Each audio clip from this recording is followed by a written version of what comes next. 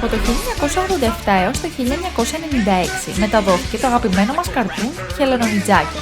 Αν και σήμερα μπορεί αυτό το θρυλικό καρτούν να θεωρείται λίγο ανάλαφρο, εκείνη την εποχή αυτό το show σήμαινε τα πάντα για παιδιά σε όλο τον κόσμο. Σε κάθε επεισόδιο βλέπαμε τα μεταλλαγμένα χελονονιτζάκια που λατρεύουν την πίτσα να φεύγουν από το σπίτι τους στους υπονόμους της Νέας Υόρκης και να αντιμετωπίζουν τους κακούς Ρέντερ και Κρανκ, καθώς επίσης και την αδίστακτη ρομποτική φατριά του ποδιού. Συχνά βέβαια τους βοήθαγε και η πιστή τους φίλη η ρεπόρτερ April O'Neil.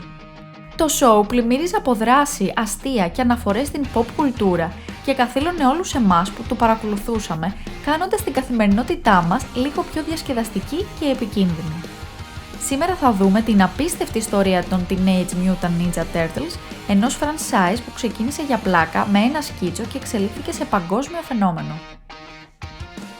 Λοιπόν, ας βγούμε από τα καβούκια μας, ας πάρουμε μια πίτσα και καουαμπάγκα! Το ταξίδι των Teenage Mutant Ninja Turtles ή αλλιώς χελονονιτζάκια ξεκίνησε όχι με μεγάλο όραμα, αλλά με μια απλή σκέψη, να κάνει έναν φίλο να γελάσει. Το Νοέμβριο του 1983, δύο νεαροί δημιουργοί κόμιξ, ο Kevin Eastman και ο Peter Laird, συγκατοικούσαν και προσπαθούσαν να δημιουργήσουν κόμιξ. Ο Eastman σχεδίασε για πλάκα μια ανθρωπόμορφη χελώνα να στέκεται στα δυο της πόδια με μπαντάνες και δύο νάντσαξ. Του φάνηκε αστείο πως μια βραδικίνητη χελώνα μπορεί να είναι νίντζα. Ο Laird πήρε το σκίτσο και έγραψε τη λέξη Teenage Mutant στο περιθώριο της σελίδας και οι δύο άρχισαν να γελούν, αλλά στη συνέχεια ο Laird συνειδητοποίησε ότι κάτι υπήρχε εδώ. Έτσι λοιπόν δημιουργήθηκαν 4 χελώνες, η κάθε μία με ξεχωριστή προσωπικότητα και πήραν τα ονόματά τους από διάσημους ζωγράφους της αναγέννησης: Λεωνάρντο, Ράφαελ, Ντονατέλο και Μικελάντζελο. Οι χελώνες μεταλλάχτηκαν από ένα τύχημα όταν ήρθαν σε επαφή με μια ραδιενεργή ουσία, το ούζ, που τους έδωσε ανθρωποειδή μορφή, υψηλή νοημοσύνη και τους επέτρεψε να μιλούν και να μαθαίνουν πολεμικές τέχνες. Το ίδιο υγρό μετάλλαξε και τον δάσκαλό τους, τον Master Splinter.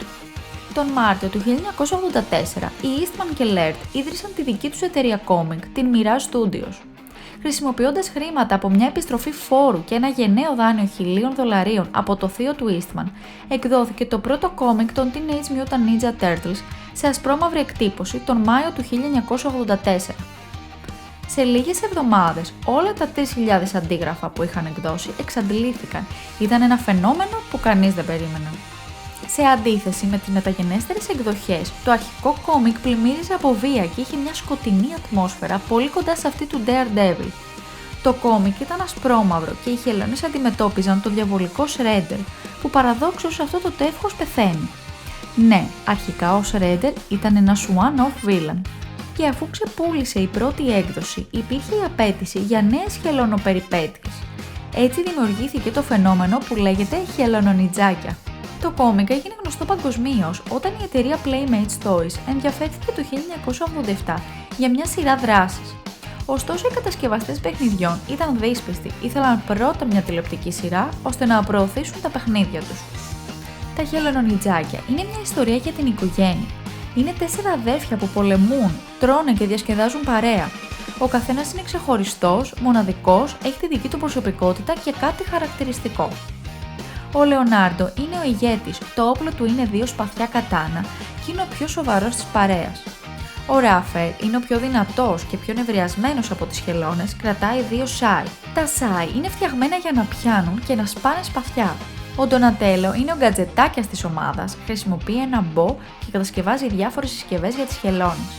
Ο Μικελάντζελο είναι ο πιο αστείος, αξιαγάπητος, ο πιο έφηβος από όλους και χρησιμοποιεί 2 νάντσαξ. Μπορεί να είναι νίντζα, μπορεί να είναι χελώνες, αλλά επίσης είναι έφηβοι και ως έφηβοι περνάνε από όλες τις δυσκολίες της εφηβείας. Ψάχνουν να βρουν τη θέση τους στον κόσμο. Μπορεί να είναι νευριασμένοι σαν το Ράφαελ, που απομονώνεται και ξεκινάει καυγάδες. Μπορεί να είναι γκαφατζίδες και αβέβαιοι για τον εαυτό τους, σαν τον Μικελάντζελο. Μπορεί να κολλάνε με γκατζετιές και να νερτουλιάζουν όπως ο Ντονατέλο, αλλά επίσης μπορεί και να αμφισβητούν ή προβληματίζονται με τη θέση του αρχηγού. Αυτό που τους κρατάει ενωμένους είναι η πατρική φιγούρα, ο δάσκαλος Splinter. Ο Splinter, ο ανθρωποειδής αρουραίος, που είναι καλός, γενναιόδωρος, σοφός, αυτός που τους υιοθέτησε και τους έκανε τα χελονονιτζάκια. Στα κόμικ, η ιστορία του δάσκαλου Splinter λέει πως ήταν το κατοικίδιο ενός Ninja Master και πως έμαθε πολεμικές τέχνες βλέποντάς τον. Στο καρτούν η ιστορία άλλαξε, κάνοντας αυτόν ένα Ninja Master που εκτέθηκε στη ραδιενεργή ουσία ούζ και μεταμορφώθηκε στο τελευταίο ζώο που είχε έρθει σε επαφή, σε έναν αρουραίο. Η Φατριά του Ποδιού είναι μια διεθνής εγκληματική οργάνωση και ο κύριος αντίπαλος στον κόσμο των χελωνών. Το σήμα τους είναι μια αριστερή πατούσα και ο αρχηγός τους ο Shredder.